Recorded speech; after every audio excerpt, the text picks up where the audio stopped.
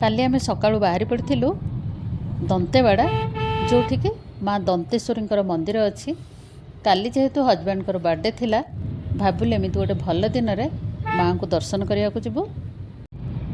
जगदलपुर दंतेवाड़ा प्राय 80 kilometre distance. माँ को मंदिर माने दंतेश्वरी मंदिर बहुत प्राचीन मंदिर। प्रथम थर पर आमे माने दर्शन करने को जाऊँ। रास्तार चारिपार्श्वर सीनेरी बहुत सुंदर।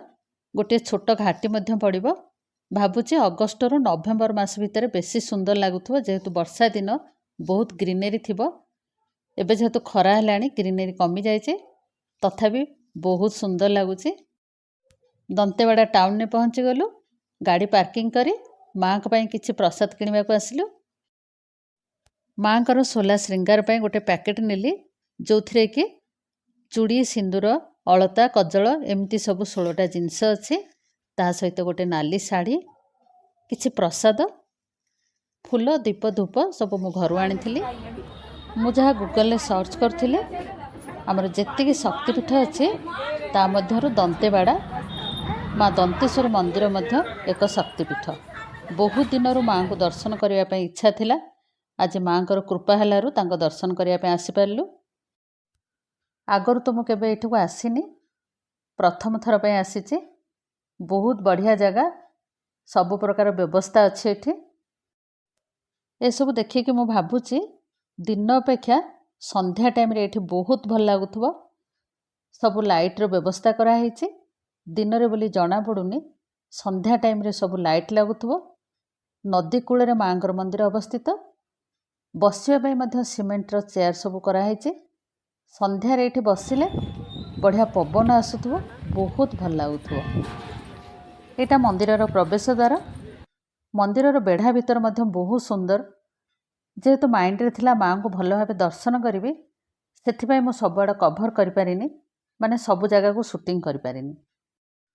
बहुत प्राचीन मंदिर। मंदिर पूरा काठरे तैयारी।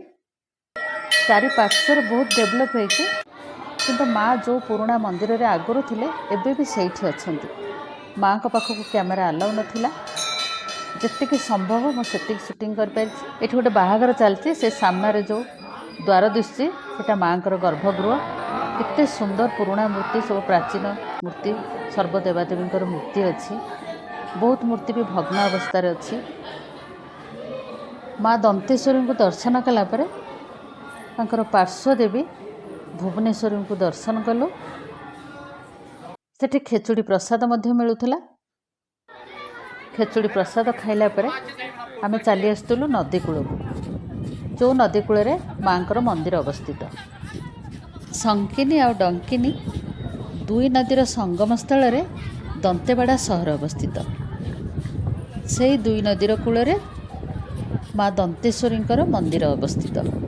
माँ को दर्शन कला परे चारिआडे किछि समय बुलाबुली करी घर को फेरिलु। किछिटा वीडियो नेइथिली, भाबिली ए सब आपण मानक सहित शेयर करिवि। वीडियोटी केमिति लागिला कमेंट करी निश्चय जणाइबे। रहिली, नमस्कार।